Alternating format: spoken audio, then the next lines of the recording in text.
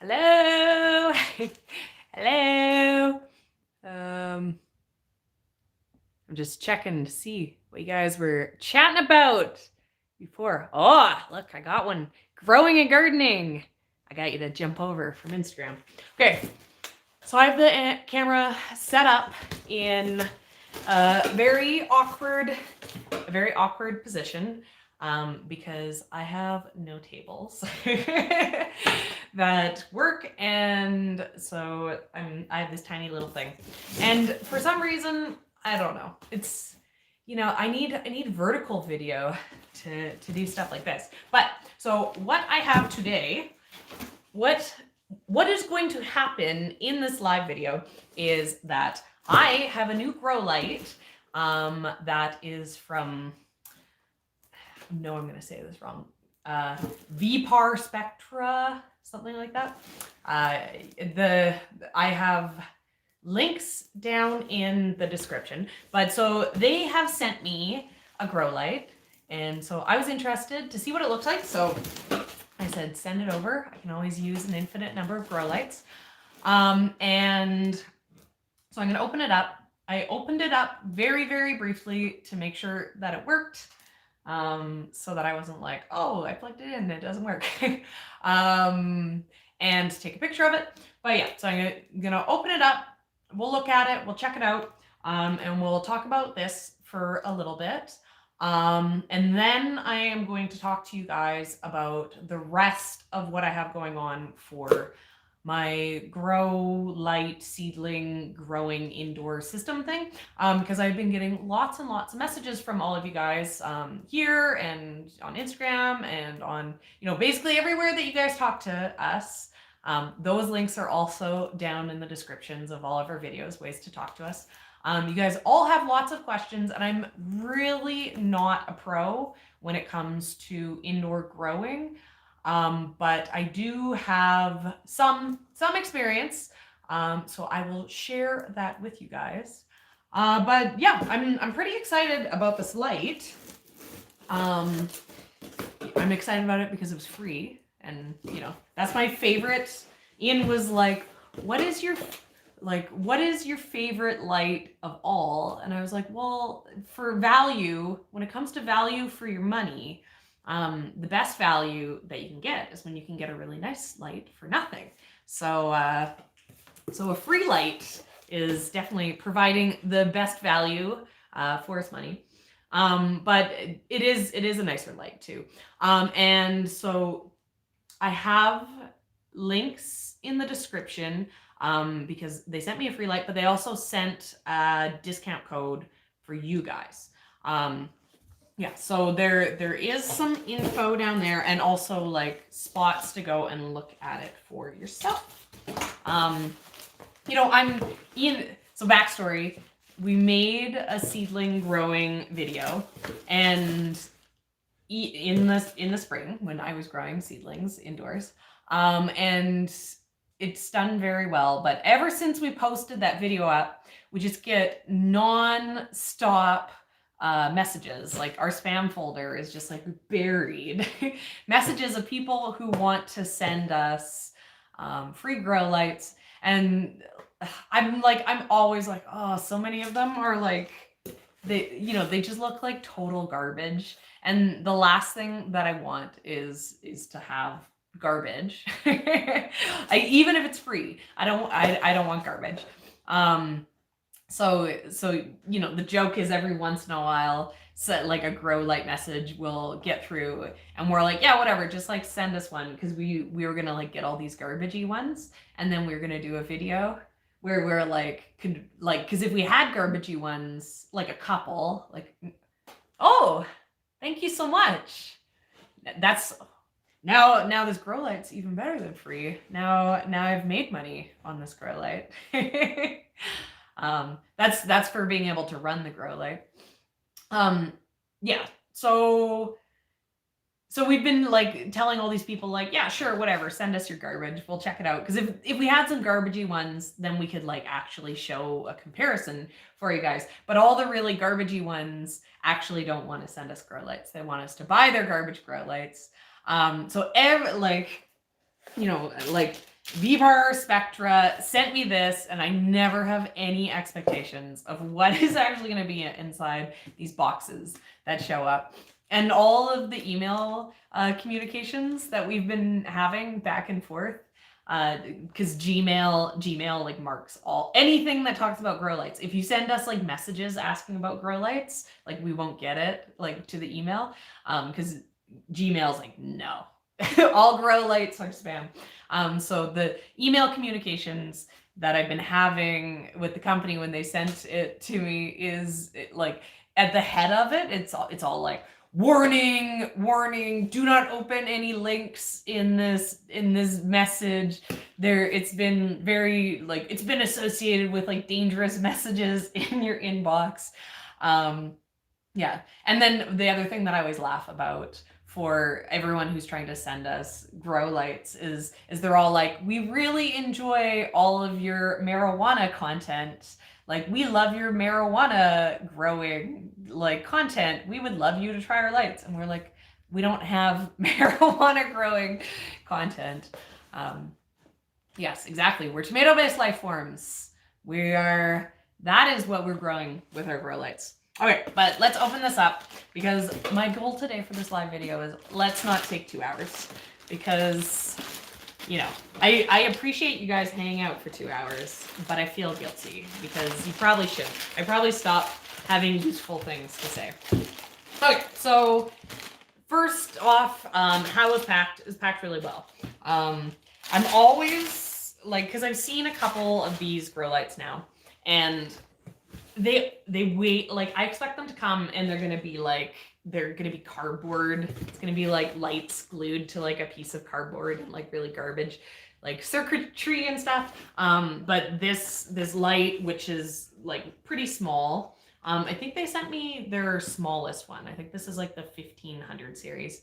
They're actually pretty heavy. I think I looked up the specs on this, and it said it weighed 5 pounds, which I believe it. It's like, you know, like, doing a workout, lifting it up and down. Yeah, so it is a rectangular shape, and or not a rectangle, it's like more of like a square. I guess it's a rectangle, technically. But it's not a bar. It's more of like a panel space. Personally, for me, I prefer a bar, like what I have on my other seedling setups. I prefer a bar because I'm growing on size of a cookie sheet. Yeah, that's like pretty much exactly the size of it. Yeah, so I prefer a bar because I grow in like a very standardized seedling tray. And I think that these are like 12 inches by 18 inches, or maybe not. Maybe it's like 2 feet. Yeah, and so it was on the specs. It said that this will cover a radius. So where they're available, the package said it came from Hong Kong. You know, most of these companies are like direct from the factory, and they're like coming from like China type thing. Like these like online like grow light companies. But I think that there's a link to their website, but there's also an Amazon link if you want to check it out, if you're like nervous about looking at their website. But I don't know if it was like a sales link. I clicked on the stuff. I looked at their website the most because they had the best information on their website. Yeah. Okay. So it said the spread for this light is for doing like green growth. So it's full spectrum LED light, which means that with these full spectrum ones, you can grow seedlings. You know, you can grow stuff that's just going to be leaves or like lettuce. But you can also, you need the full spectrum to grow, brain fart. Oh, thank you. Yeah, so you need the full spectrum in order to get the fruiting part of the stage growth. You know, like the sun is full spectrum. You need the sun to be able to grow to grow, you know, tomatoes.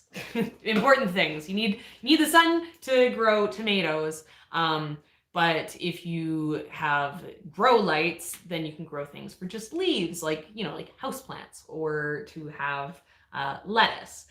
So the type of light that you have, if you're trying to actually grow stuff indoors, like marijuana growers, where an entire life cycle is indoors, you want the full spectrum. And we talked about doing some experiments with the full spectrum. Yeah, to get fruit set. Exactly. Thank you. That is the exact way to say what I'm awkwardly trying to say. Yeah, so for most of what we do, we don't actually need full spectrum. But we're interested in trying to maybe grow a handful of things indoors and seeing how stuff does with the full spectrum over the winter, because that is when we have time to experiment with it. But I will say we have like one full spectrum light that we grew with the seedlings, and I found that they were a little bit stronger with the full spectrum as opposed to like my cheaper, just standardized LEDs. But not like the one was bad and the other one was amazing. You know, kind of like the one was 80% and the other one was like 95%. Or I guess the better way to put it would be the one was like 30%, like without the full spectrum. With the full spectrum, it was like 45%. And then if you want 100%, you just grow outside, because everything grows the best with the sunlight. Yeah. Okay. So I have another light that's like this, and I really liked the ViparSpectra website, because it actually had really good info on it. It explained like what the different parts of the light are to me, because I have a light that's like this, but I've never really thought about it too much, and I never really. Yeah, after I talk about the light, I'm gonna take the camera off of this really awkward angle, and I'll show you how I use the light and what's going on with it. Yeah, so I always thought that these are just like cardboard with like little lights glued onto it. Like when you look at them in the pictures. Oh, we have Ian in the chat. But so they're like fully metal. And because they're metal, they like I think that it's, I do not have the words to describe what pro lights do. Yeah, so this is like rippled metal. I'm sure it is like in no way showing up on the camera. And all this metal makes it so the light doesn't get hot. It like wicks all the heat away from the light. And so like running this, it's really cool, these kind of lights. Because this is 150 watts is the power for this specific one. And that's a lot of power going through, and I don't know if it's like showing up at all on the camera. Like on my screen, it's not, but there's like a million little dots on here, and every single one of those dots is a light. And then the other thing that's really cool about these units, because I was like, oh yeah, whatever, a piece of cardboard, and then it gets wet and it gets destroyed. You can kind of see that it's like shiny. I don't know if that's like, I'm trying to get the shine on the camera. It's all sealed, because they basically have this like silicone coating off the entire top of the light. So it's not sharp. Like if I run my hands over it, I'm sure the edges of these lights would be sharp without it. But yeah, so there's a coating on it that waterproofs it, which, for me is a concern. First of all, because I would wreck it, because I'm bad and I dump water on everything. And then I'm in general, I'm paranoid about, power and water, which is probably not a bad thing.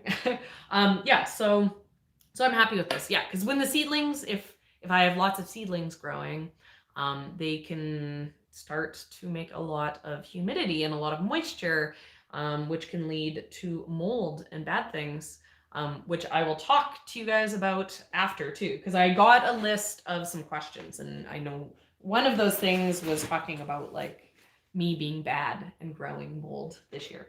Yeah. Okay. So it has this is like where the power goes in. And the one thing that I like about this, because I've seen some other crazy lights where they are, they like hurt my brain because they just have wires and you have to like wire them into a plug-in or something. I don't know. I can like put plugins together. So this came like this. You know, you just like pop this in, and then you have a power cord to be able to plug into the wall to then burn your eyeballs out. So prepare yourself. I'm sure it won't burn your eyeballs out through the camera. Oh, okay, yeah, so price. So I looked up price because I got it for free, but you know, how much it costs is part of it. So it's American. It's $170 American. But they've given a 20% off coupon. And on their website, they have like all over their website to get a 15% off. So, you know, like it's, you know, it's the type of thing I think there's like always deals on it. So with the 20% off, it was $136 American. And then when I tacked back on the exchange for me, because I'm Canadian, so I want to know how much I'd have to pay for it, it would cost me $170 back into Canadian. So I feel like that's not too bad of a price.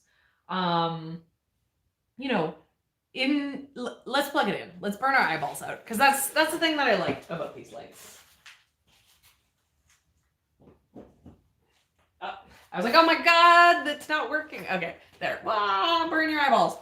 Okay, so this one, the camera will adjust. Though I wonder, it's not that bright. Okay, so like this is how bright it is. The thing that I thought was really cool, it's not gonna burn your eyeballs out, but like, whoa, it's doing like, might hurt my camera. So let's not point it straight at my camera. Let's point it this way. Okay, so I don't know. Can you see the glow? We need like a piece of paper. Okay, so I plugged this in last night to make sure that it worked. Like there, you can kind of see on the paper. Like that's bright. They were. I don't think they were talking about lumens. I thought they were talking about like gigajoules or something. The way I've tested my lights in the past is that I downloaded like a light meter thing for my cell phone, and then I looked at it like that. But I'm using my cell phone to talk to all you guys, so I don't know exactly how it compares to my other ones. But my other full spectrum light that I had was twice as strong as my LED lights. It was pretty strong. And so this one, it was saying at an like 18-inch height from your plants, it'll do a coverage of 2.5 feet square. I'm not pointing it at the camera. Ian got mad at me because I plugged this in, and then the kids looked at it and he's like, you're gonna destroy our children's eyes. These are really bright. Okay, so this is the thing that I thought was really cool about this. So it has a dimmer on it. So you guys, you see how bright it is? It's at 5%. So let's turn this up and see if we can, wow, okay. It's like shining across the room. And this room has like the best light of any room ever, because we have like a crazy number of these like really nice LED like lights in here. But it's like, even when I just start turning it up. Okay. See, I'm trying to figure out a way to show, okay, let's shine this here. Okay, so this is 5%, and then you can like turn it up. You can see like how it's like, you know, this, it's like creating like a glow. Like the camera isn't even, this is, okay. This is very bright. Oh, can't, like, okay. Like, that's crazy, because you can kind of like see like the glow going out on either side, right? So it's at 100% now. And it's starting to get,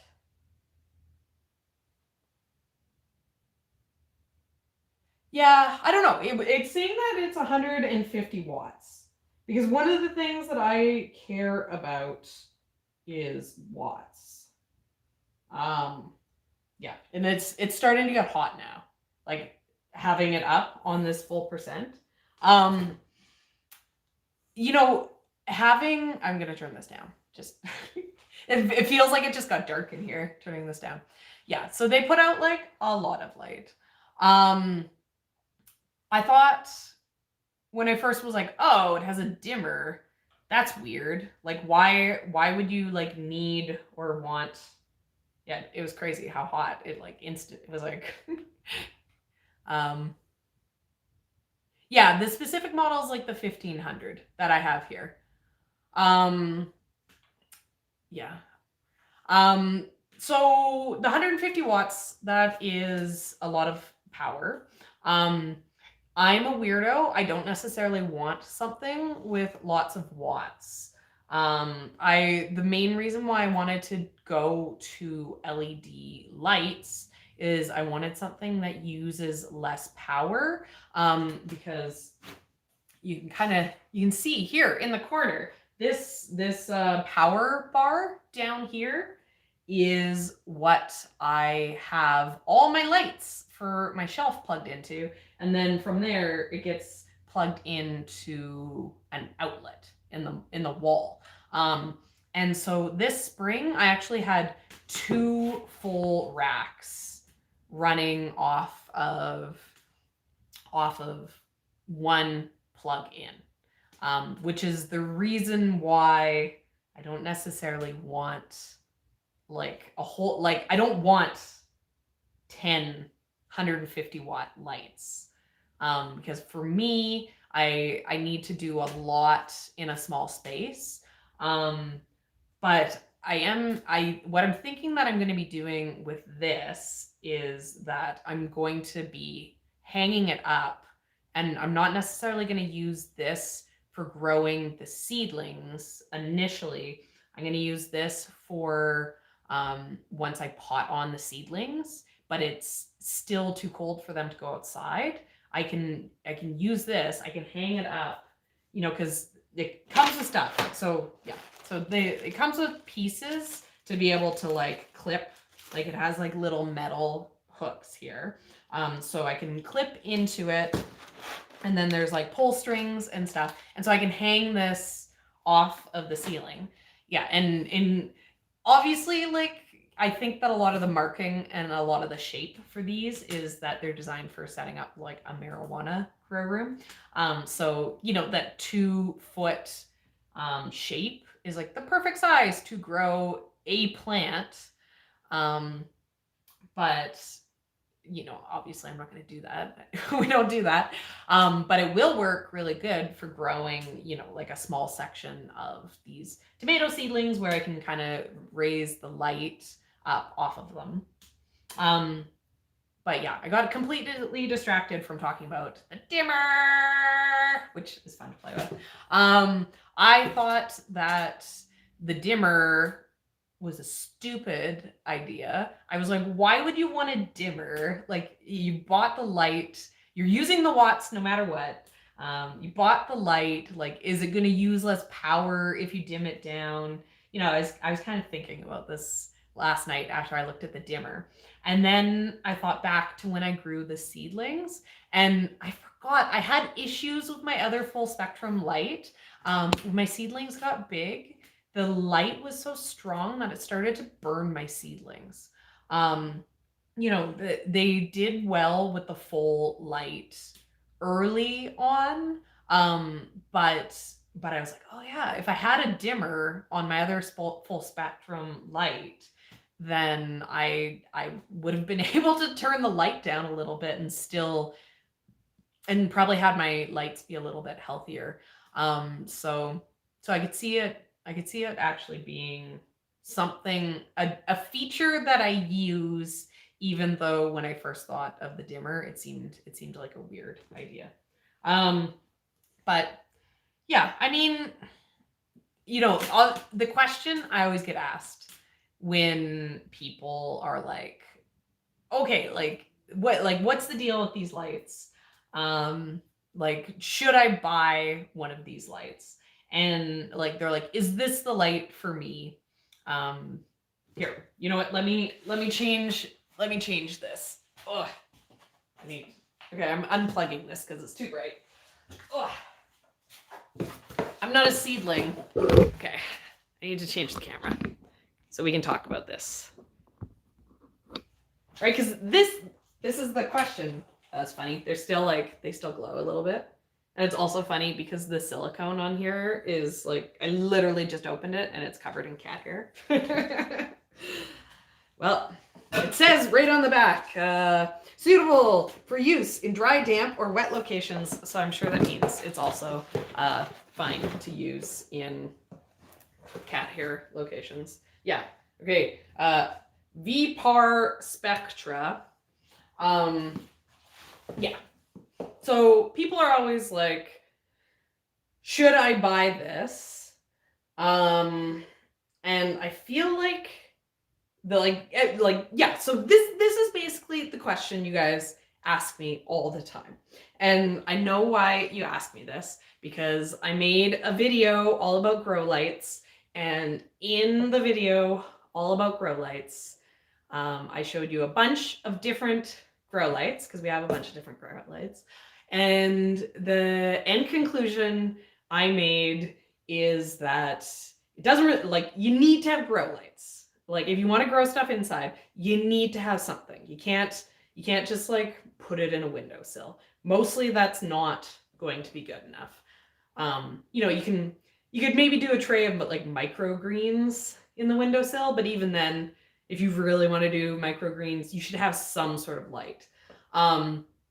But do you have to buy a super expensive light? No, you can use a super cheap light. In the spring when we did the seedlings, because the year before, so not this spring, but the spring before, we only used these like fluorescent tube, like old shop lights. I think we got them from like a buddy who got them for free.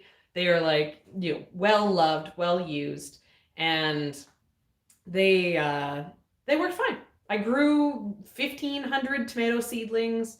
They were happy, healthy tomato seedlings. People came back and they told us that they'd never had such strong and healthy tomato plants before.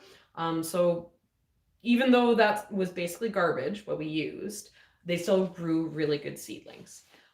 This spring, when we grew using like a kind of mid-range LED, and then we also had, here, let me angle this a little bit more. So the LED, we had, this is like a full spectrum LED bar, kind of similar to this, but you know, more of the bar shape, which is my main complaint about this. If this was a bar, I'd be like, yeah, this thing's great. Because this one, which I also got for free, so best deal still. But I think that this one was like super expensive. I think that one was like, in Canadian, like $250. And I feel like the spread on this one is the same, you know, square footage wise.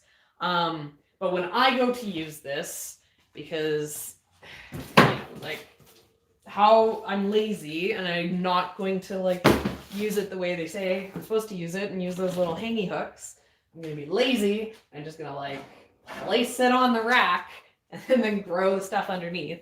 And when I go to do this, I'm only going to be able to fit 2 trays underneath it, instead of if it was shaped like a bar, where I could still fit 4. And then I'm going to be losing wasted light space on either end, because I like growing like this. This is easy. Yeah, and there definitely is ways that I could utilize this shape more. They make the shape, I think, because they're you know, kind of their core customer, the people they're targeting are more of these like indoor growing people, not people like us who want to grow a bunch of seedlings. So, you know, like as I was saying earlier, I want the light spread dimensions to be in numbers that work for seedling trays, because I'm going to grow seedlings.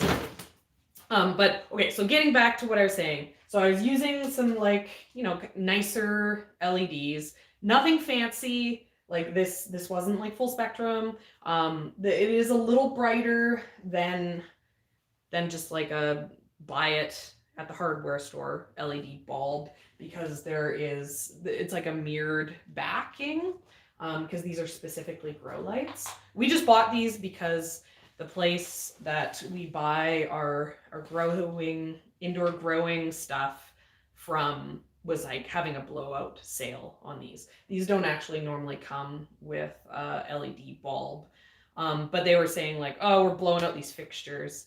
They're a really good deal, and then you can buy LED bulbs to replace into them, and the price to do that was even cheaper than the kind of pricing that they had on like a bar of like a solid LED. So we went for this just because it was a good deal for what we were doing. But yeah, so I'm getting very, very off track here. But what I'm trying to say is we grew with garbage. Garbage grew good, strong seedlings. This spring, we grew with nicer stuff. These kind of more expensive full spectrum. We had one of those. This one up here, which hasn't moved since I set it up. And then just kind of like a more standardized LED, not the full spectrum. And when I used these, they grew my seedlings almost twice as fast. I'd forgotten about this until I rewatched my grow light video, which is a reason why I really should rewatch a bunch of my videos, because there's all these things that I should be taking notes on to remind myself. But yeah, normally I start my seedlings March 1st. That's tomato seeds, March 1st. With these, they were ready to get potted up in 2 weeks, which is like crazy. Part of it is I had like humidity and heat, like very, very perfectly done.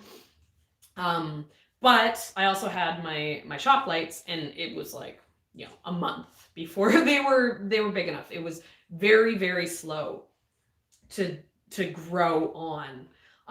And so the time, things taking twice as long isn't necessarily a big issue when you just have like, one or two trays, like every day you come and you got your babies and you love them. But my issue is I had 2 of these full racks, and twice a day I would have to come out and I'd have to pull my plants off and bend down and water them and put them back on, and pull them off and bend down and water them and put them back on. Like the entire process of taking care of my seedlings took like, an hour or 2 every single day, just because of the volume that I had. And time is money. And so because it took half the time, that is like time and money savings for me. And also it can also like a volume, the amount that I could produce. I'm still limited because, if I grow seedlings in this and it only takes me 2 weeks, and now they're ready to be potted up and to be moved on, I don't actually have anywhere with light for them to go. They need to stay on these racks for longer. So this year I'm going to start my tomatoes a lot later. But if you had somewhere that could go, you could produce twice as much with having these better lights. So, there is value. Like, I don't necessarily think that for me personally, the value of these like super expensive full spectrum LED lights are there because also of the volume, right? Like for me to drop, so this light here would cost me $170, and these lights here costed me $80. So, this probably has a similar range to 2 of these, right? So 2 of those together is $160. And I'm saying this in Canadian dollars. This with the discount code would be $136. So these would have a pretty comparable price for me. So, you know, I feel like I could get this for cheaper, right? Like we bought this because it was nice stuff at like a really good deal. You know, the links that I share in the grow light video is for a cheaper light, but it's for a light that would work, you know, as good. It's like you don't need to go for these super expensive lights. But if I was only gonna buy one light, because I'm not growing a ton of stuff, you know, if I was like every year I grow myself, I like tomatoes I can't find at the hardware store, you know, I'm growing something fancy and I'm really picky. This is like me, I'm talking about myself. Me without a farm. I'm really picky and I know exactly what I want when it comes to tomato varieties and I can't find it anywhere else, so I have to grow it myself. But I need 150 because that's how many tomatoes is an appropriate number to have in a home garden. So I need 2 full trays of these of tomato plants. And I'm just gonna buy one light and I'm gonna use it. And for me, there's value in it because it's like a nice product. You know, it's like it works really good. And if I want to play, you know, if I want to bring in my pepper plants and experiment with trying to get my pepper plants in a pot to produce all winter, you know, I have this light that I can play with. You know, I think they definitely have these full spectrum lights like this have their place in like the marketplace. You know, and I'm sure like if I went down to my local grow up shop, which is where I buy all of my indoor growing stuff because they're so knowledgeable and so smart about how to grow things inside. And I was like, oh, like I have this light. They'd be like, oh, you shouldn't have that because you can get this other thing and it's like way cheaper. But it'd be like complicated. It wouldn't be like I can just like plug it into the wall. You know, because I've seen this stuff. They're like, oh, you can get these like really awesome like growing systems. But I'm like, I don't know, like that's confusing. And I like need like an outlet that has like extra power running to it. And, you know, it's too much light for like what I actually need. Yeah. So the answer to is it worth the money is, you know, for me, yeah, because I got it for free. For you, I don't know. Like they all have different. Like it depends on what you're doing, right? So it's a good quality light is the end of it. You know, I always expect like when people send me something, when someone contacts me on the internet and sends me something for free, I'm always like, oh, it's gonna be garbage, you know, like, ugh, I'm gonna get this garbage, and then I'm gonna be like, oh, I have to like make a video and be like, your product's garbage. But no, it's really nice. Like it's a really nice, good quality product. You can burn your eyeballs out, so don't do that. We used our other one like tons this year. If we only have one tray going, we always use our full spectrum one.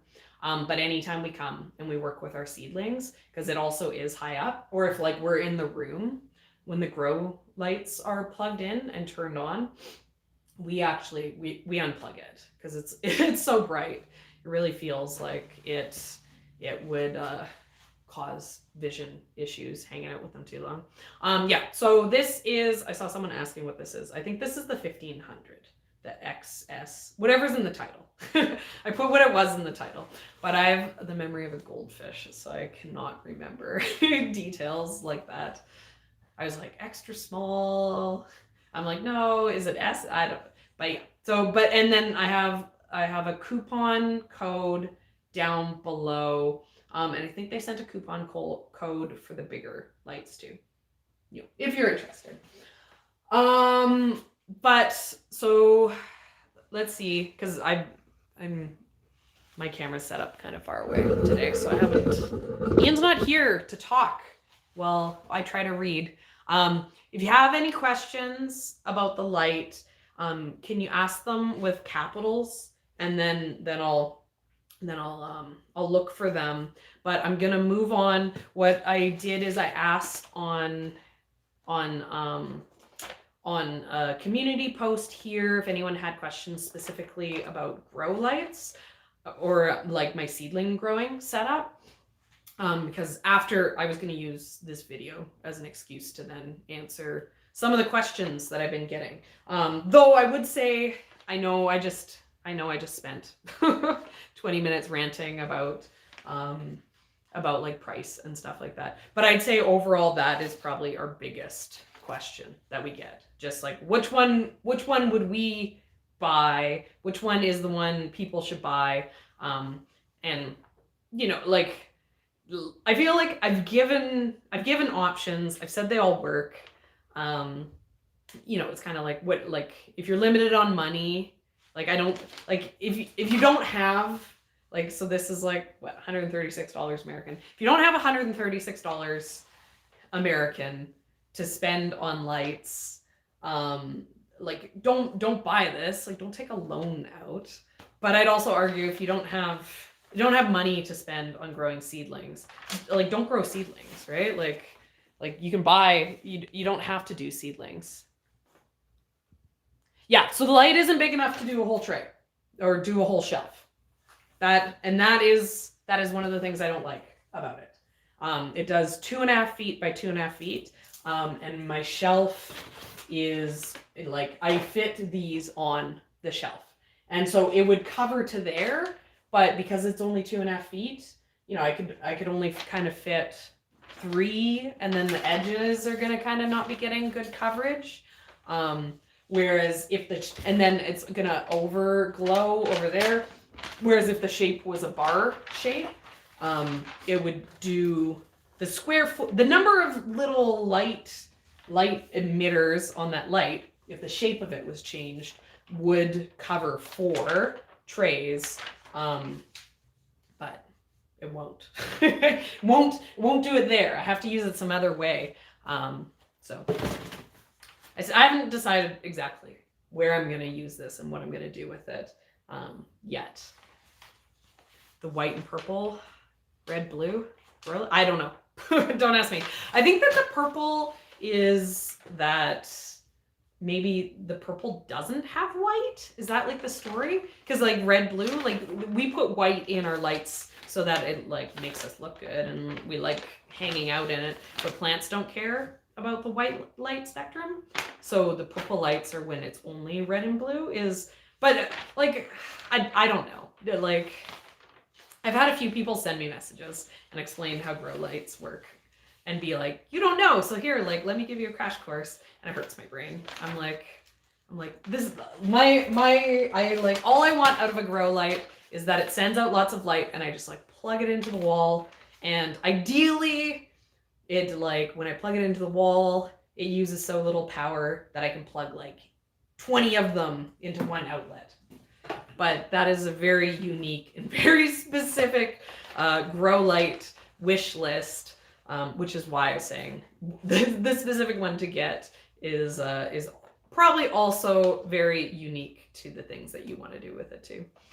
Okay, so I have this. This is a prop. Okay, I grabbed this before I started because one of the questions that people were asking about the seed starting and my grow setup. I guess, okay, before let's give a tour here. So, do I have my lights on 24/7? These, I shouldn't.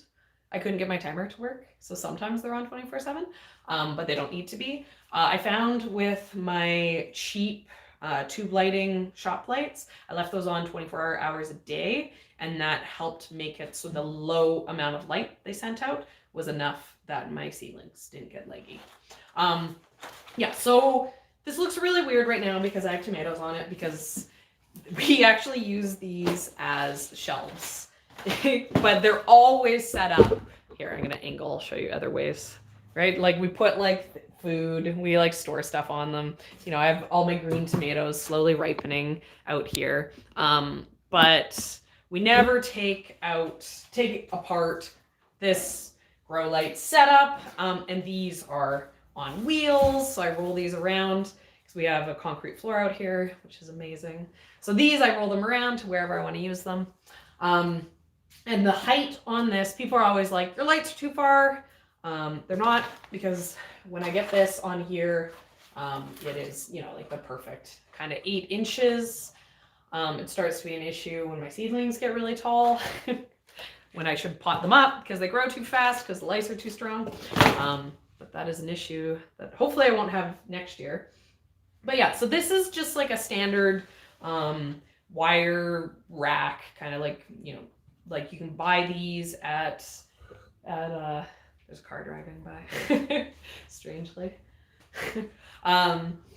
Yeah, so you can buy these racks. We bought these at like the, you know, Home Depot. Do you eat green tomatoes? No, they ripen. This was green. Now it's ripe. Now I eat it. And then they just sit there out here, slowly ripen. Yeah, so these racks, you can find them lots of places. You can find them in restaurant supply stores. They're just stainless steel rack. And then we have them on casters so that they can roll around on our cement floors out here. But we also have a couple that aren't on casters, and I don't love them as much because then I need a friend to move them because I drag these around all the time. But they're great being stainless steel because the water isn't so much of an issue. Like they don't rust too badly, or at least I haven't had issues with them rusting yet. Yeah, that's a really good price on them. I know, like, you know, we're in Canada, everything is like $1 million here. So these were like over $100, I think, for us. I think these are like, when we buy them, they're like $130. But like, you know, they're gonna last forever. We love them. And we have a farm, so, you know, we can justify spending a little bit of money on stuff sometimes. We have Costco's here, but the prices are different, right? Because the American dollar is 30% higher than the Canadian dollar. So if you say something is $100 and then I go and I buy it, it's $130. So, you know, and then some stuff is just really expensive in Canada. Sometimes, like, you know, what we have to pay for stuff is more like double, especially with the dollar. Yeah, so these racks, they come in, this is a 6 shelf, which makes it so the height is a lot lower. And I know that there's like the 5 shelf size. And so I know sometimes people always get stressed out that my lights are up so high. And I think it's because they have like a 5 shelf one, which means that, like, you know, it'd be quite a difference of the height between the shelves. And then what we've done is we've just wired them onto the underside of the rack. So things can sit on top, you know, like these grow lights, things like that, can sit on top, and then the light shines down. And then the next shelf, things can sit on top and the light shines down. You know, and they're pretty low profile, especially these LED ones. We have, you know what, let me bring you over and I'll show you quickly our ghetto, our garbage one. It doesn't get casters because it's garbage. I still use this though because I grow so many. Yeah, so fluorescent shop lights. You can see this takes up a lot more space on the shelf. So it gives a lot less space on the shelf below, but still fine for this. Yeah, and like how do I lift them up and down for doing seedlings? And the answer is I don't do that because that's too much work. I just have them. I have them, you know, they're fine. And then they grow up and they get too tall and then I need to plant them. So one thing I like about these fluorescent lights is they produce a crazy amount of heat, which is why they're really inefficient and they're bad. Compared to LEDs. But if you're trying to germinate tomatoes, and so let's say you have a tray of tomatoes sitting on the shelf above these fluorescent lights that are just pumping out crazy heat, they actually function as a heat mat. So I will, if I'm like starting tomatoes, I'll maybe like pop them onto these. I'll turn the lights on and pop them onto there just to use them as my ghetto heat mat, because I have yet to invest into a heat mat. Because that is another thing you want for, if you're doing like a bunch of, because the stuff that you're like, for me personally here in Canada, the stuff that I'm prioritizing in the spring being on these grow light shelves are things that need the heat. The things that I can't direct seed out because our season's so short, the stuff that I want to get a kickstart. And if they were stuff that would germinate in cold weather outside, then they probably wouldn't be, stuff that I need to start ahead of time. Like tomatoes and peppers and eggplants and all those things. They need a lot of heat before they pop up.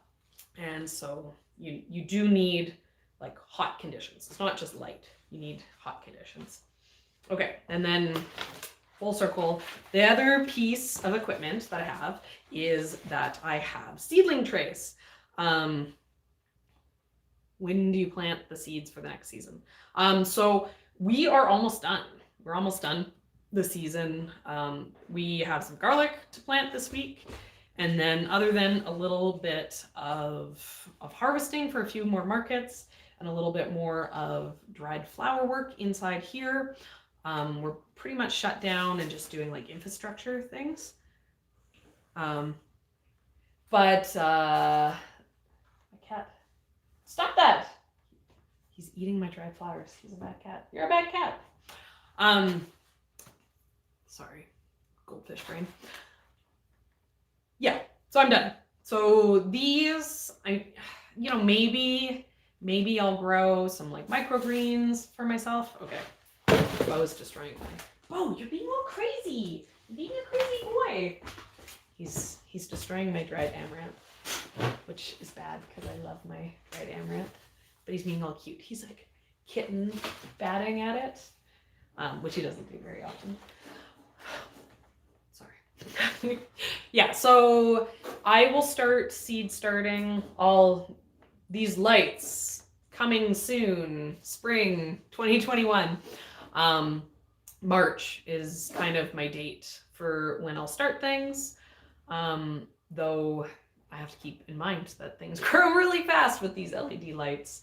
And it also like is a little bit weather dependent. If I think that it's going to be like a really warm spring, I will risk starting stuff a little bit earlier because it means that I can put stuff outside. Because we can't put anything outside when we're still getting nights that get below freezing.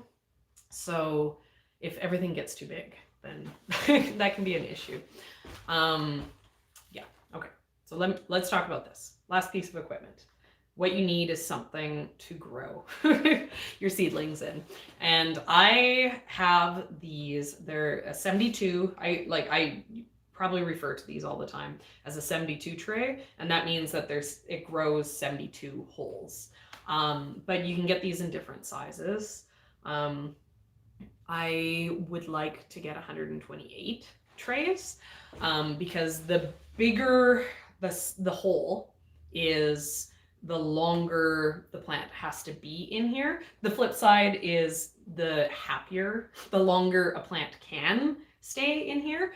So with these being bigger, if I'm like not on the ball and I'm like, oh, I'll get to it next week, I can get to it next week. But you need the roots full enough in the dirt that when you pull the plug out, it comes as a solid piece. And I'm finding that I need it to take less time. So I'm hoping to move to 128s, though I'll always have I'll always have 72s because I really like 72s for doing tomatoes, which is, why else do you have grow lights other than to do tomatoes? And then the other piece that you need is not just the plug tray, because this is one piece. You also need the bottom tray for holding everything. And this is something that you might not think about. you don't want drainage holes in these trays if you are using my specific setup, because when you put your trays back on here, you don't want all the water running out and dripping onto your lights. So I have both trays with holes, with drainage, and they're important because they this, you can see this is like, it's garbage.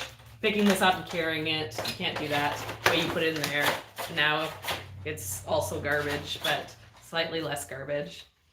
But yeah, so you can get them with holes, so then the water drains out, doesn't like puddle up. But when I grow indoors, because I'm indoors and I have racks and racks of them and lights and power, and I'm paranoid about water and power, I make sure to use the non-draining ones. And then some of my trays have like been broken, like the edges get all cracked and so they leak.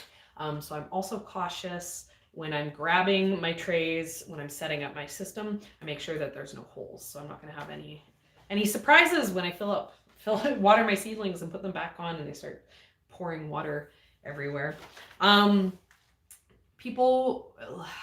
question was like, if I like these, I get this all the time, and if these are good quality, and the answer is no, these are garbage and I hate them, and they cost me a lot of money because they were supposed to be good quality. They're like 2 years old. I mean, you can see, this is like, I've grabbed one of the nicest looking ones. I don't know if you guys can see how broken and cracked these are. But yeah, I paid a lot of money to get stuff because I don't want to make garbage. That's like one of our biggest motivations on the farm, is to not be making plastic garbage everywhere. But so yeah, buy the best trays that you possibly can and try, like, I bought these without putting eyeballs on them. And I would say that is like, nothing good quality is available in stores. So you kind of have to buy stuff online if you're looking for good quality stuff like this. But it's so easy to think you're getting good quality and then you're not. These I bought from our local like farm store, and I was like, I want good quality, I want something good. And the lady was like, oh yeah, we got like, they're more expensive and we have to just special order them, but we got like some really good ones. And yeah, this is just garbage. If I would have known this was garbage, I wouldn't have paid what I paid for it, because I do not feel like this garbage is more valuable than the half price garbage that I could have gotten. But yeah, boots, like, for me going forward, I'm gonna try out some, we buy most of our farm stuff online from Dubois, because we're Canadian. They have a lot of really good farm things. They do free shipping on over $200 orders. They're back in Ontario. They nice website, lots of options. So I like them. And then down in the States, for seedling trays, I know I hear people all the time talk about Bootstrap Farmer. They're supposed to have like really nice stuff. But they don't sell up here. Or if they do, it's like, I've looked at it before, it's like $1 million. Just because I don't think like, for us as Canadians, we need warehouses in Canada. I do not trust sending anything over the border because you can get hit with tariffs and stuff. Yeah, so seedling trays. I see you guys all yelling about soil blocks. We like soil blocks. We use soil blocks, but they don't handle. There's a lot. I like soil blocks for stuff that's less handling, right? So I'd get a tray like this with drainage holes, and then we have like the four across soil blocks. You can fit 5. I think you can fit 50 of the size. We use 2-inch. You can fit 50 into one of these. We use the ones that have drainage, so then they're not sitting in water puddles. So I used the smaller soil blocks because I owned the soil blocker. Like they're tiny. They're the size of a button. Soil blocks, and I was always like, what is this? Like soil blocks for mice, soil blocks for fairies who's growing stuff that needs soil blocks this small. And I think the answer is that flower farmers use soil blocks that are that small, or maybe people who are growing like perennials. Most of the stuff that I grow is vigorous, it's fast growing, it spends a couple weeks in this much space. So those tiny little soil blocks are like a joke. But this fall, I did some snapdragons in the tiny soil blocks. And the issue though for me with the soil blocks is, so it's also like, it's hard to top water soil blocks, especially like teeny tiny ones. And then like all of my trays have these like ridges, so I can't water on the side and then have the moisture like wick up into soil blocks. So I needed to find something that was, flat, but then also had a ridge.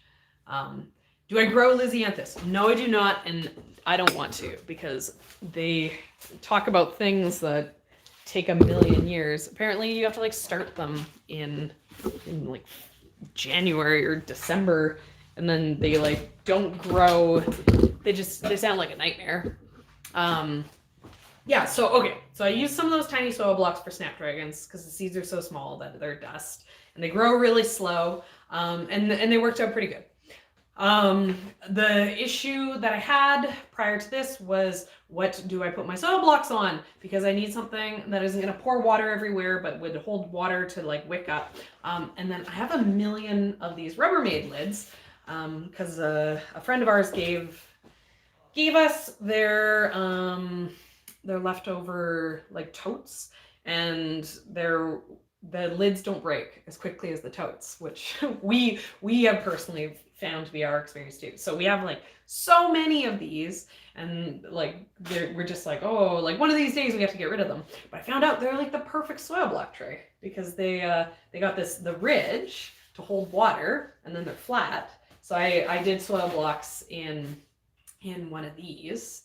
And then so then I could like flood into here, the water slowly soaked up, and so the mini soil blocks worked pretty good for doing my snapdragons. And then the nice thing too about those mini soil blocks is like I put like 200 soil blocks onto this, with like buffer. Like they're so small that you can fit a lot, which means that you can grow a lot under your very limited grow light real estate. The only thing is, 20 cell soil blocker. There's like stand-up soil blockers. Apparently in Europe, they have soil blocker machines. It's like a assembly line, and and then you go to your like local like soil block company, and like you buy trays that have the soil blocks already like built. Their machine builds them, and so you don't like go buy potting soil. You can just like go buy like pre-made soil block trays that you like take home, and you like grow all your seeds in them, and then you like return your trays back. Genius. Never gonna happen here in Canada because population density, but great. I love hearing about those things. I'm like, oh, could you imagine a soil block like machine? It'd be cool.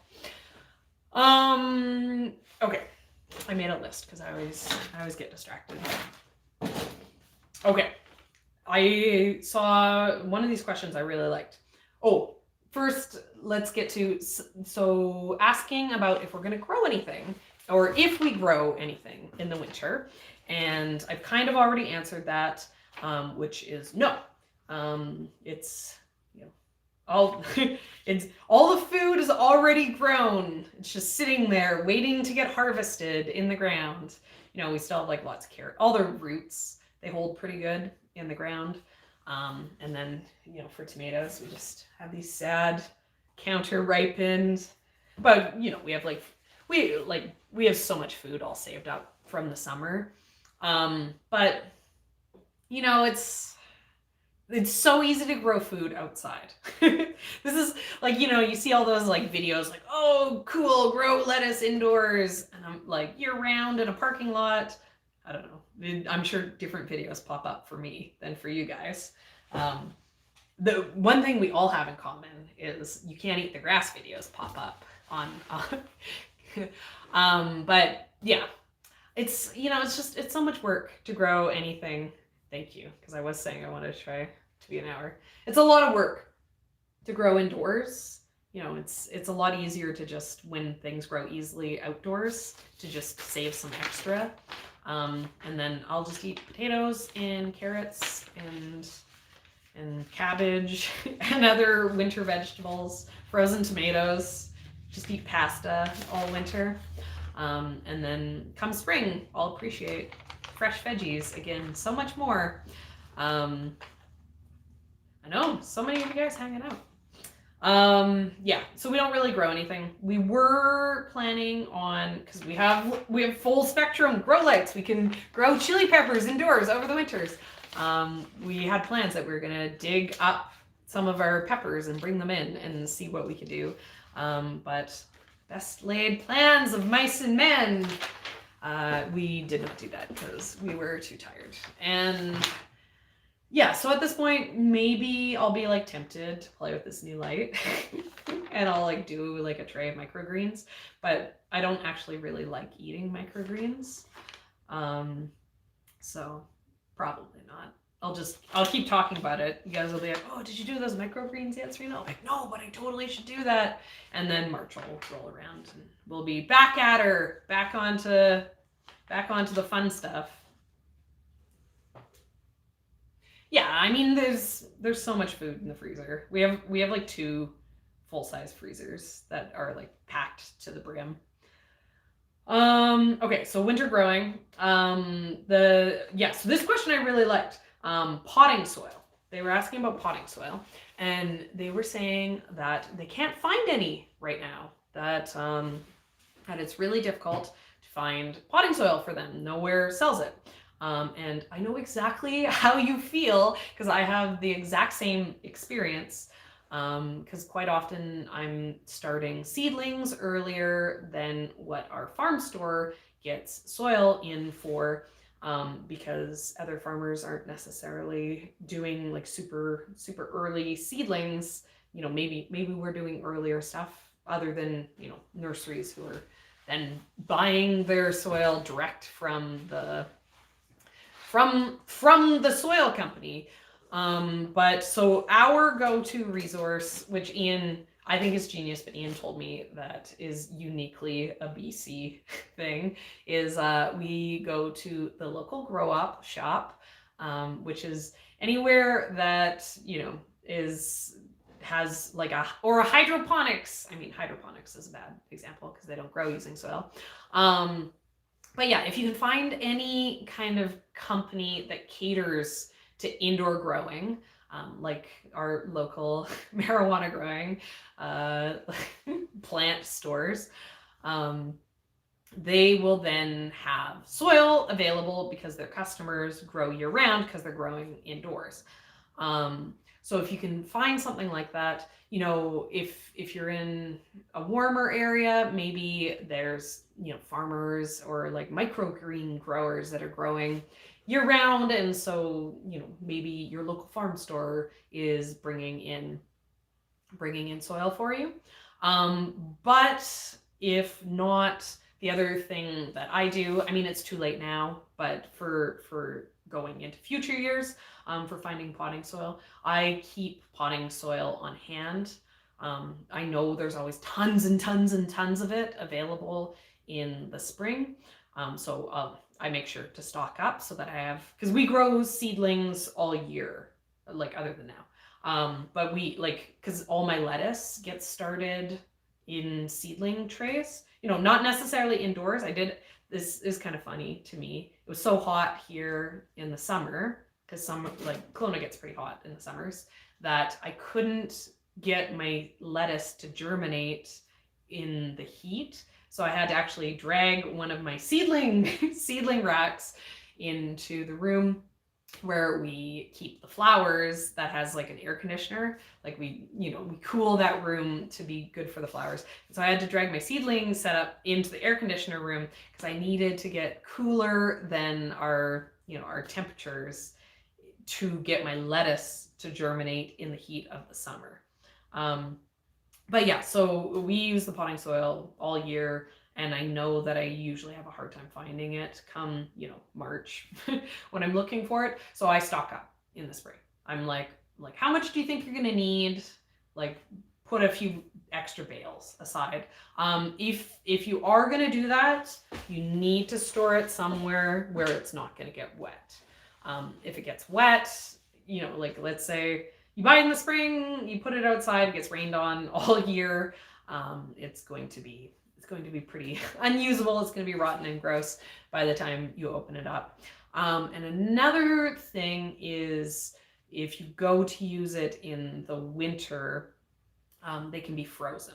So I know that I've had times when I bought potting soil and it was stored outside, and I brought it and I wasn't able to use it right away because there was a little bit of moisture in it and it was frozen. So I had to bring it inside like a heated space to defrost to defrost the potting soil. But yeah. And then another question that kind of goes into the potting soil is someone was asking about like fertilizing seedlings. And so what I do is because the potting soil that we get here, the potting soil that we use is a potting soil that doesn't have any fertilizer added to it. Because I don't know if you guys know this, but like I always think this is really cool. Because I worked at a nursery when I guess I'm out of high school, but so most like nurseries and like these big growing setups, they don't want any like fertilizer in the potting soil mix that they use because they actually control the fertilizer for like their entire system by running it through their water. So like don't drink the water out of like out of the sprinkler lines at a nursery because it's like all full of fertilizers, because they're delivering like a very precise and a very steady flow of fertilizer to all their plants, which is the reason why their plants like grow like crazy, or at least I'm like, what? They're like, oh, look how big and beautiful they are and they're flowering already. It's because they're on the IV drip of fertilizer. But yeah, so these big bales that we grow, they don't have any fertilizer in them. We don't do the IV drip.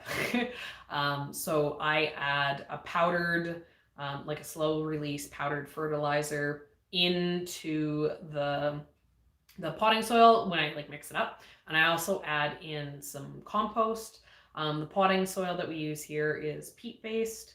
I know that like peat based is pretty common down in the States too, but I know over in Europe, most potting soil isn't necessarily peat anymore. But the peat, it dries out, it doesn't hold a ton of moisture. And I'm, rather than fighting too much moisture here, I have the opposite. It's so dry that the air just sucks all the moisture out of everything. So I add some compost to add a little bit of moisture holding to it. Yeah, greenhouses stinky. Yeah, totally. It's from all the all the slimes and everything that are just getting fed nonstop fertilizer. Yeah, so I add like a powdered fertilizer into my potting soil when I do it, and then the amount of dirt that each seedling has is like enough for my fast growing plants that I don't have to be too worried about them eating through all the fertilizer that is in the potting soil before it's time for them to pot up. If they're starting to look like they need to be fertilized, that's like Serena, what are you doing? You're a huge slacker. Go pot up your seedlings. They should have been planted out, or they should have been potted up way before that happened. And you can always like get a liquid fertilizer, water with like a liquid fertilizer, like the greenhouses. Because one year I did some seedlings and I forgot the first batch that I did, I did a couple trays or something, and I forgot to add the fertilizer into my potting soil, and then I had really sad seedlings, and I'm like, what's going on? And I was like, oh yeah, goldfish brain, you're supposed to remember these things. I need notes. Yeah, and then I bought a liquid fertilizer once a week. I fertilized them.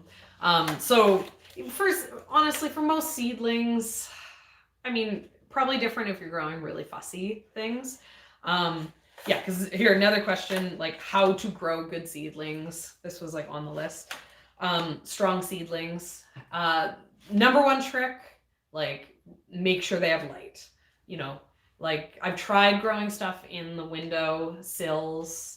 It's maybe you could like limp something through, but you'd be talking about like really good sun exposure window with like really old glass that has no like UV coatings, because so much modern glass is designed that light isn't necessarily coming through. Get some lights. They make a huge difference. Like I'm of the opinion, because it's a lot of work and it's a lot of money to grow seedlings. It's not free when you do it yourself. And I know that you can like buy like a tiny little pack of seeds for like $2, and you can grow like 500 tomatoes out of that like pack of seeds that you got at the store. But like, this has cost, the soil has cost, everything has cost. And do you actually need 500 of the exact same tomato? If you're only growing a couple things, for me, like when I've crunched the numbers, it makes more sense to like buy 4 tomato plants rather than to grow 4 tomato plants. Yeah, exactly. Infrastructure is expensive. Once you're doing like 100 every year, it starts to make sense to invest. But like if you're gonna do it, just spend some money, invest into the lights. Don't grow your seedlings in eggshells on your windowsill. Like it's just gonna be a waste of time. Just gonna be a waste of time and money, even if it is a little bit of money. It'll be a waste of a lot of time. Yeah, so having enough light, then also having the temperature be right, because quite often the stuff that people want to grow in their windowsills is like tomatoes, like peppers, stuff that needs that heat, needs that extra time.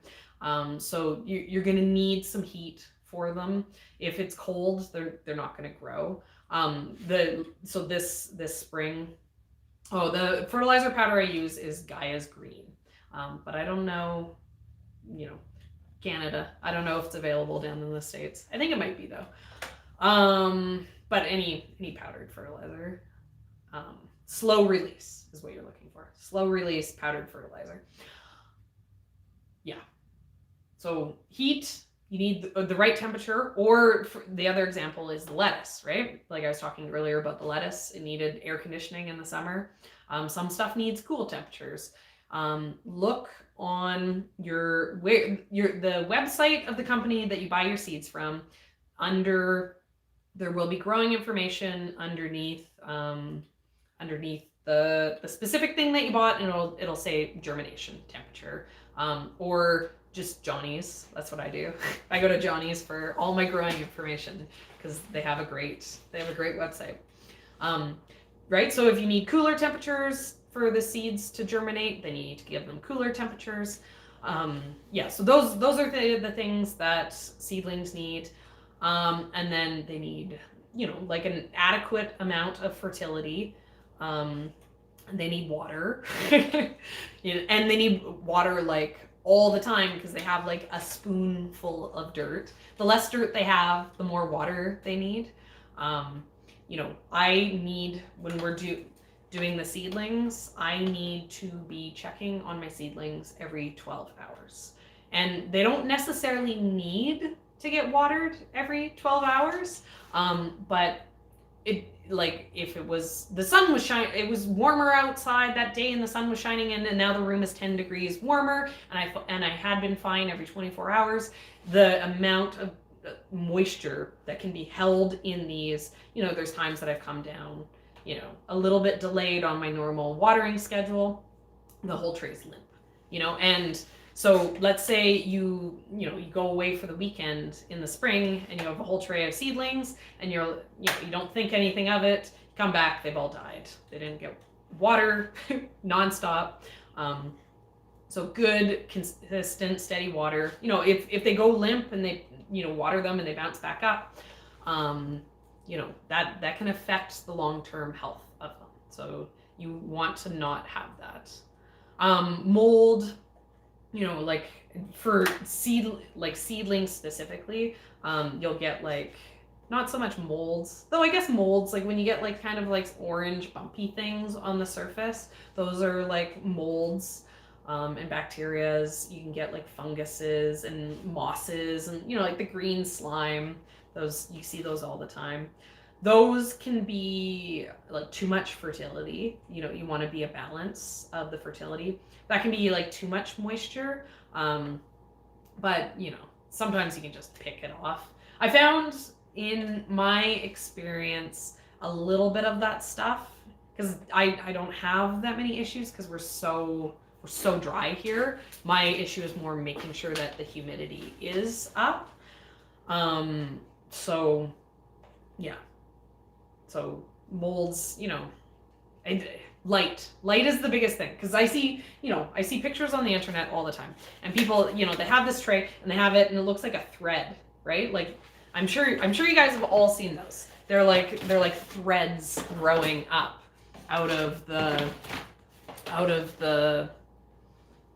trays, and that's light. That's lack of light. You put it in your window, you thought it was going to be fine, but it's not. It needs light. It needs more light. So usually if you contact me out of nowhere and you're like, my seedling sucks, Serena, I need help, and you don't give me any details, I'm going to assume that they don't have enough light because that's like 99% of the time. That's people's first issue. Oh, I need another prop. I'm just 1 second.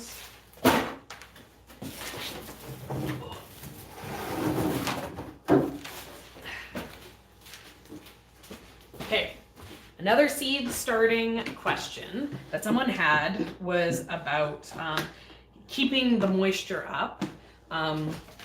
And I struggled with this because I normally, so you'll see the seedling trays like this, and then they have the big domes. Those are like really common. You find, you know, the kits. They have the dome, the like spots for holding the seedlings, and then like the tray for holding the seedling tray. And I'm like, domes, that's just more plastic. That's just more garbage. But then this spring or this fall when I was doing my snapdragons and I had them on this, I had they took forever to germinate.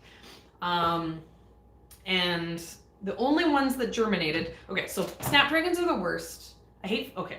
All flowers. Flowers are the worst. They're annoying. I hate growing. They're too much work. Give me zinnias, give me cosmos. I'll grow those seedlings all day. Nice and easy. Big, huge seeds. But there's so many, and they're like little dust flower seedlings. They make me grumpy. They're really difficult. And then the other thing that makes them difficult, unlike beautiful things like tomatoes, which are just such a pleasure to grow, is that they need light to germinate. You know, what is the adaptation on that one? They need light to germinate. Oh, seriously. Seeds are supposed to be in the ground. But yeah, so they need light to germinate. So you're supposed to put the seeds on top. You can't put dirt over top of them. And if you can't put dirt over top of them, then how are you going to give them enough moisture? You know, like, so there's no moisture. It's all dry. The top of dirt is dry. I don't know what world all these flowers grow in that they need moisture and light, not in Kelowna, where we're a desert, and zero humidity. But you know, the straw flowers are a pain in the butt to germinate too. The reason why I had a couple straw flowers is I tried to grow a whole tray of straw flowers to sell them, and they didn't. Yeah, anyway, so snapdragons. So I had these tiny little blocks because I grew them on here. And so they weren't germinating. Because the seeds had to be on top because they need light. And then, which also meant I had to bottom water them because I can't overwater because the seeds are dust and wash all the dust away. This is flowers. But all of a sudden, I had all these ones popping up, growing so good, and they're all popping up, all the seeds that had fallen in the cracks, all these spots where they'd fallen down. So basically, there was enough light coming in the crack that they had enough light to germinate, but it was holding moisture in against them. Because you need humidity and you need moisture for these things to germinate. So my snapdragons took forever and I had to like mist them. I do not like misting. These are all things that take forever. I do not like that. So I got an ice cream cake, and so now this is gonna be my new plan. I'm gonna get one of those domes. So moisture, if you're having issues with your seeds germinating because the humidity is too low, you need the dome. The dome holds the humidity into the plant, gets all humid in there. And then you don't have as many struggles, but then you have to deal with these stupid, annoying domes. And they're always this is a cake. We bought an ice cream cake. This is just packaging that I saved. I was like, that's enough for how many snapdragons I'm gonna do. But yeah, the domes that fit over the seedling trays, they're so big. I'm not gonna buy them. I'm not gonna do it. But if I ever need to grow 100, I can fit 100 mini soil blocks in there. So if I have something that's really fussy, I have that. But yeah, there is a time and a place for domes. Especially if you're only growing 1 or 2 trays. My trick for getting the humidity up was I turned my entire bathroom into like a jungle, and I just got the whole room's humidity up because I turned the heat up to like max. It was like 30 degrees in the room and pure humidity, which caused issues because then I was growing mold, which I was gonna get to, but I want to see. I think I'm almost done the questions. Okay, there was one more question before I'm going to show you guys my bathroom and talk to you about growing mold. Yeah, so potting up. So I've kind of gone over this a little bit in a bunch of the other questions, like saying that you want to pot them up when they've filled up the seedling trays. You don't want these to stay in here too long, or else they'll get all root bound. You want to pot them up before that happens, but they need enough roots that you can actually pull them out of the space and take the dirt, not just like rip them out. So it is a bit of a balance. I would say it's also a little bit of like a learning curve. It's kind of about experience and everything. But yeah, you want to pot them up at the right time, because if they get all root bound, then they can struggle. But they also, they like to start in a reasonable amount of soil. They don't necessarily want, a tomato would prefer to grow in the smaller space and get potted up than it would. Sometimes they just have issues with there being too much soil, like dampening off. I don't actually know. This I don't know a ton of science. I'm more of an experience grower than like a science-based grower. So this sounds backwards. It sounds like it should be fine. But I think it's something about that if their roots aren't in the dirt, colonizing the dirt, that bad bacteria can get into the dirt, which then will outcompete the roots when they go to grow. And that is the reason why you're better off to start them in a smaller space and pot them up. Plus also like space, like this holds a lot of seedlings. Whereas if I had them in like 4-inch pots, they wouldn't hold very many seedlings. So yeah, I've heard the cinnamon for damping off, I'm not gonna do that. I'm not gonna like come out and like, because I have a lot of seedlings. I'm not gonna like, sprinkle cinnamon. Also, like, there's so many like garden advice things that like aren't real.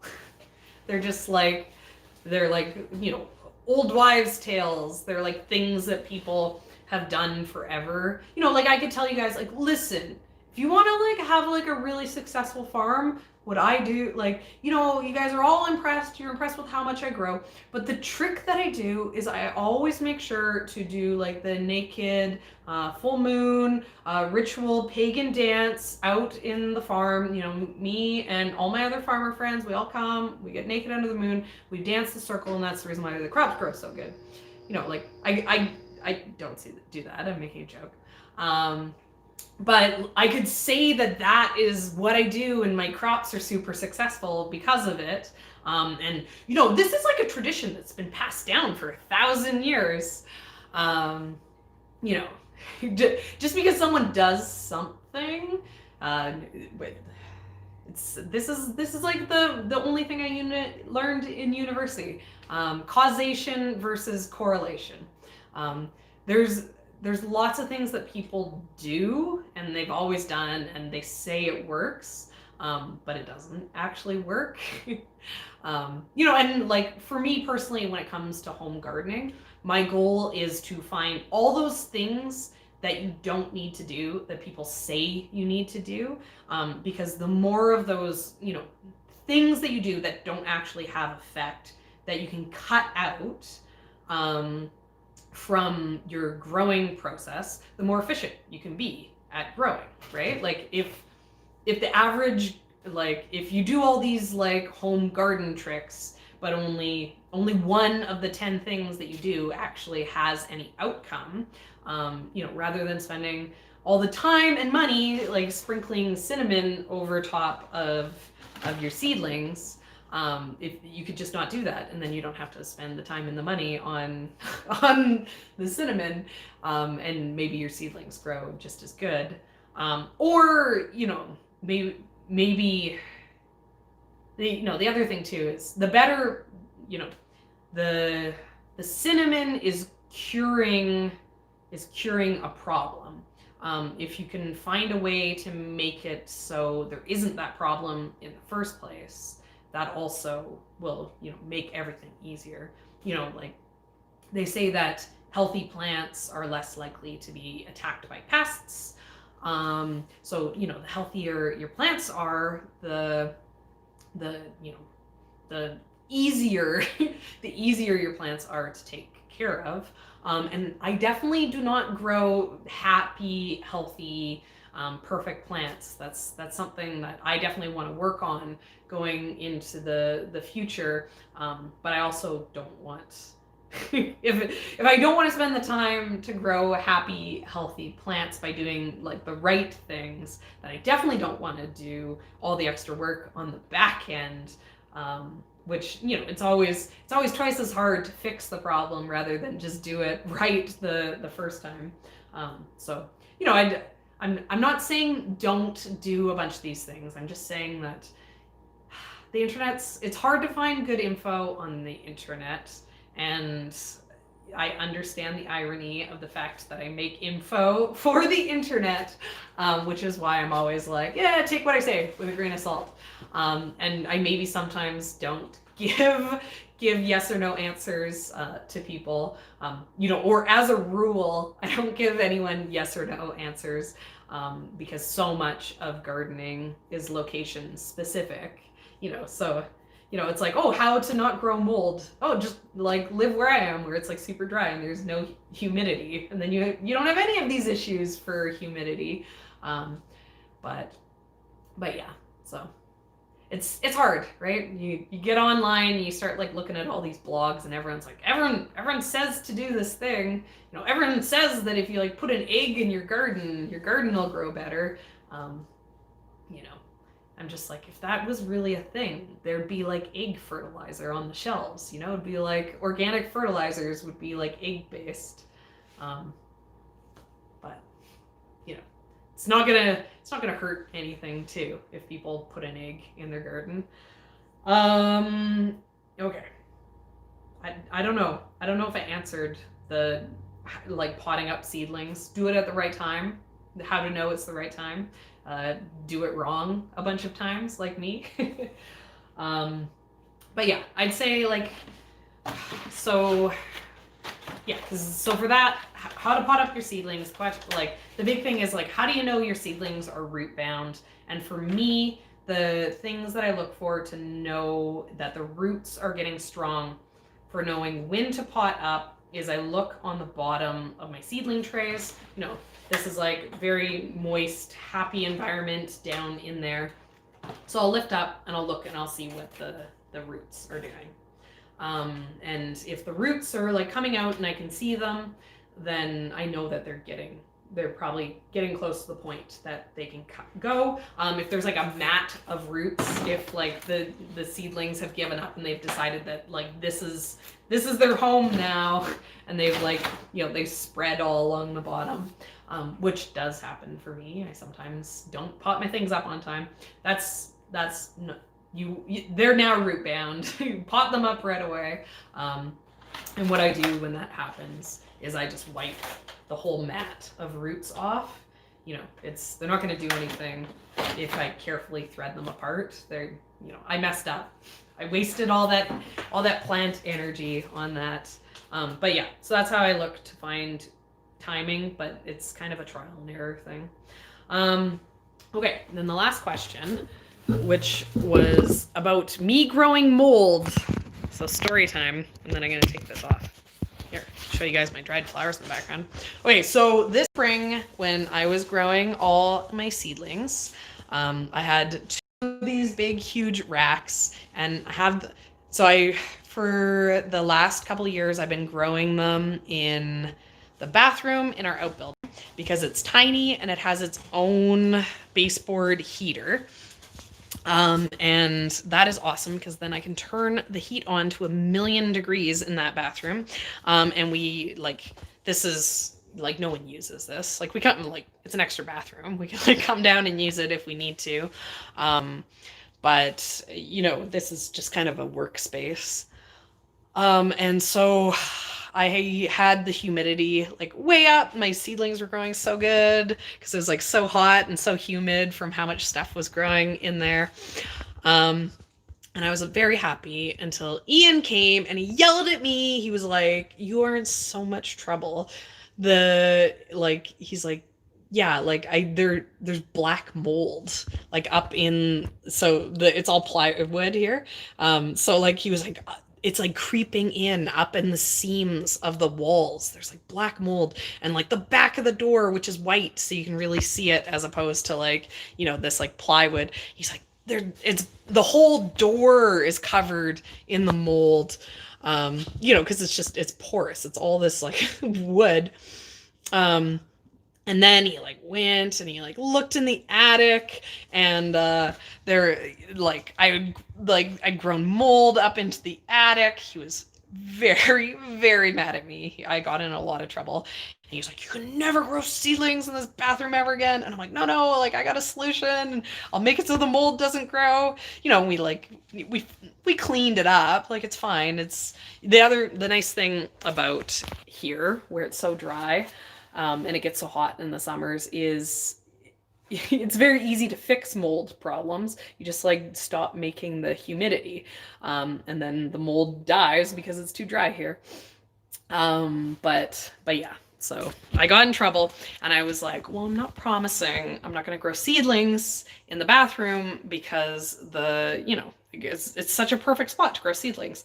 But Ian found the solution for how to get me to not grow seedlings in the bathroom, which is he renoed the bathroom. So this is our bathroom. It's like all beautiful and nice. We now have non-plywood here. This is the thing that's like blowing our minds. It looks like a window. It's like so beautiful. All the other rooms are jealous. We're like, oh, now we need to box all of our windows. Yeah, so now we have like, this is the fanciest room here. Okay, Here, I'll give you guys a quick tour. There's not very much in here. So we got like a sink that we can wash our hands in. It's not like a tiny little thing. We got like the shower all done. We got nice floors and ooh, look, a ceiling, all these fancy things. Yeah, so Ian got the last laugh because now we have, you know, a super, super nice bathroom. It's like so nice in here that, yeah, now I won't. Now I won't grow mold in there because it's too nice. I'll have to just find a new room to grow mold in. So, you know, we're excited. We're excited to have this nice bathroom. And then, you know, obviously, like not as nice as the bathroom, but the plan for this winter is we're gonna paint in here. We're gonna do some like cleanup because this is like, this whole outbuilding is like such a resource for our farm. Okay, but I gotta go because I said that I was only gonna be an hour. And also my phone like literally is going to die like right now. But thanks so much. Thanks so much for hanging out. Hopefully, yeah, fatty. Hopefully you guys liked seeing the light. I'm excited to play with it. Yeah, and hopefully that answered some of your guys' questions that you've been throwing at me. But, you know, I know most of you don't grow seedlings now, like me. Most of you guys are all thinking for the future. So we'll probably go over like seed starting stuff again in kind of January when I'm gonna start be thinking about seed starting. But yeah, thanks so much, guys. Thanks for hanging out. We'll see you guys next time. Oh.